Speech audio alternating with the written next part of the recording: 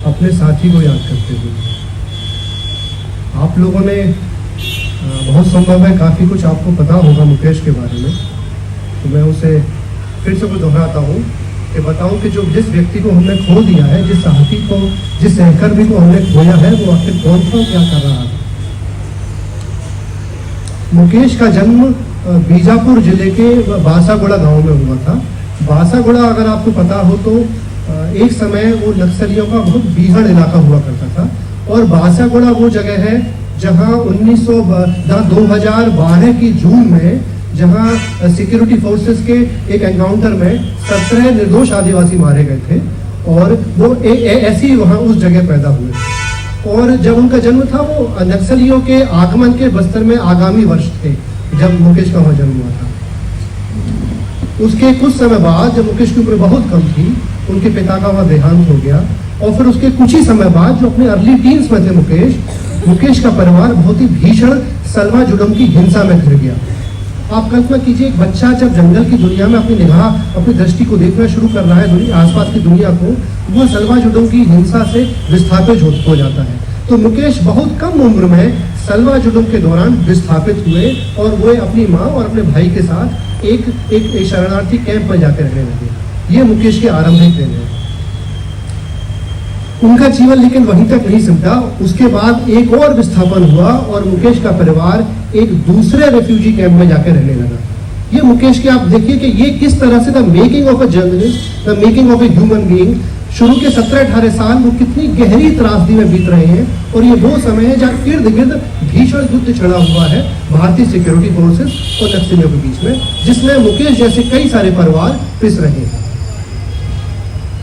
इसी दौरान कुछ एक साल बाद जब मुकेश की उम्र फिर से बहुत कम है, कुछ ज्यादा नहीं है, मुकेश की माँ का भी देहांत हो जाता है कैंसर से। ऐसी स्थिति में आप कल्पना कीजिए कितना मुश्किल रहा होगा किसी करियर जैसी चीज के बारे में सोच पाना, लेकिन उस व्यक्ति के अंदर एक जज्बा था कि उन्हें लगा कि अगर मैं शायद कुछ कर सकता हूँ तो यहाँ की कहानियां, यहाँ की खबरें इस जंगल के बारे में दुनिया को बता सकता हूँ। वहां से उनके मुकेश के भीतर वो पैशन शुरू होता है।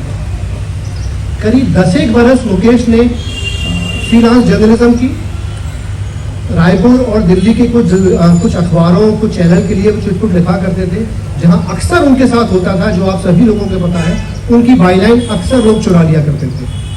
ये इतनी त्रासदी है छोटी जगहों के रिपोर्टर्स के लिए कि उनका काम होता है, इनपुट्स उनके होते हैं, वीडियोस उनके होते हैं, और उस वीडियो को, उस इनपुट को बड़े शहरों के राजधानी के पत्रकार उसको ट्वीट करके उसका अपना नाम कमा देते हैं।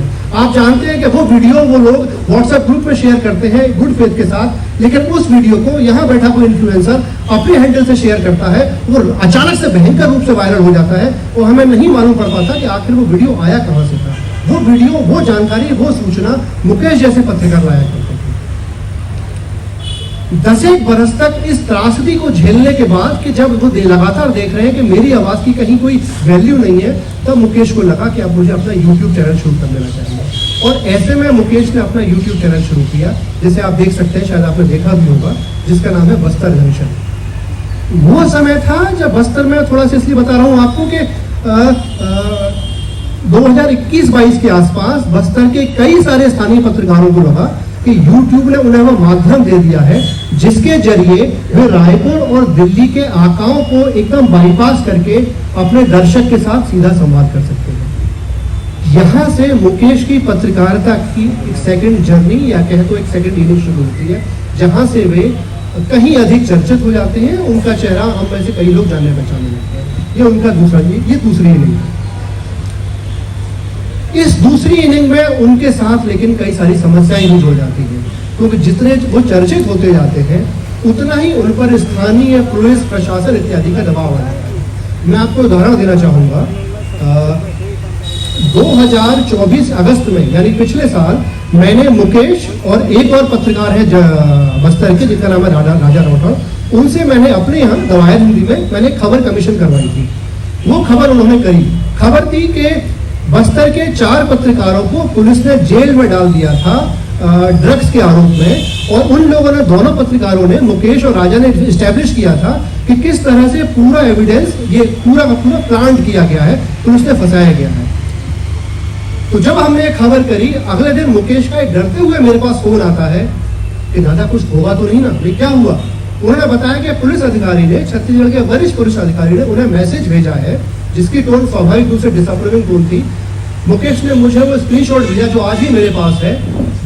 तो ये दैनिक स्तर पर वो व्यक्ति ऐसी धमकियां झेल रहा था।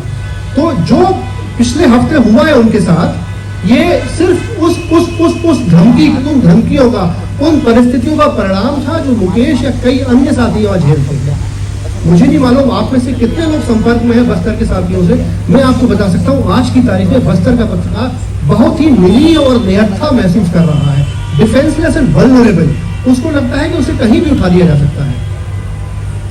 यहाँ मैं एक बात और यहाँ कहना चाहूंगा, कुछ एक साथी ऐसे भी हैं जो कि बस्तर के स्थानीय पत्रकारों पर एक उनकी इंटेग्रिटी पर कुछ डाउट्स कर रहे हैं। किसी ने मुझसे एक दिन अभी मुझसे कल ही कहा किसी ने कि आखिर वो ठेकेदार के घर गए क्यों थे। हाँ, आपको पता होगा कि ठेकेदार के घर में उनकी बॉडी पाई गई। तो एक तरह से ये बताया जा रहा है कि पत्रकारों का दामन उतना उजला नहीं था जितना कि हम कुछ लोग प्रस्तुत करने की कोशिश कर रहे हैं। मैं आपको बताना चाहूंगा कि इन छोटी जगहों पर you can not have those standard that you have in Delhi. वहाँ जर्नलिज्म बहुत डिफिकल्ट है। आपको इतनी चाकू की नोक पर, तलवार की धार पर चलकर आपको पत्रकारिता करनी पड़ती है। तो अगर आप